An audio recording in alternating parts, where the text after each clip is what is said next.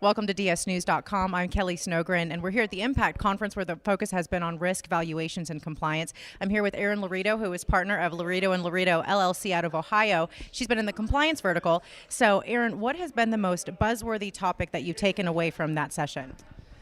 I would say that the most buzzworthy topic has been how all of the different regulatory compliance issues are affecting every single stage of the default industry, from origination to servicing to the platforms used to the technology used, all the way down to the state level where the attorneys are dealing with these loans in default, and how we get all of the different regulatory issues wrapped up into a concise and manageable group of items that we can each take away and make sure we're all complying with.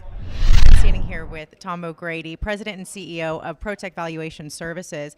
And Tom, would you please just tell us, what are you seeing in the REO space regarding valuations today, and particularly with declining REO inventories across many of the large markets across the country?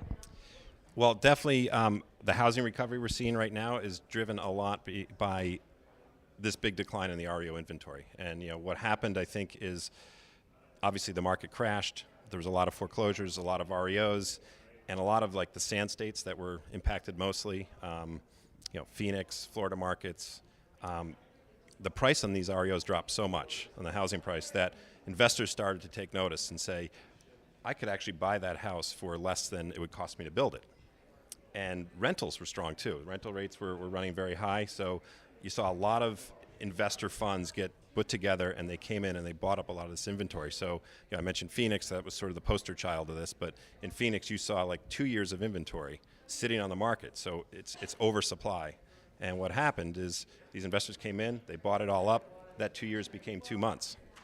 And with 2 months, this is what happens in home valuation, is less supply, more demand, the prices came up. So you really saw almost, from peak to trough, the values actually fell below sort of long-term fundamentals. These investors came in, bought it up, and now we're kind of back in a stable market, and you're starting to see the appreciation numbers that ProTech and other companies that come out with these indexes and talk about the marketplace are showing the home appreciation that's happening.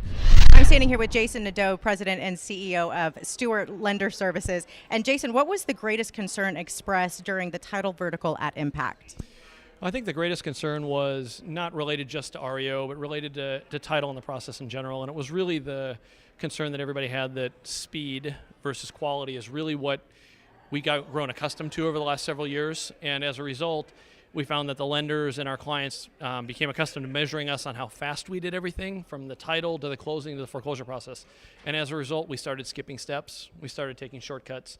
And it really caused a lot of problems, especially on the default side, where it was causing REO to be held up, causing title problems all the way down the line. And we really spent a lot of time talking about the fact that there's really a need for us to rethink and re-challenge ourselves about what's a better way to do this process and what's a better way to measure it. What really is our definition of success in the process?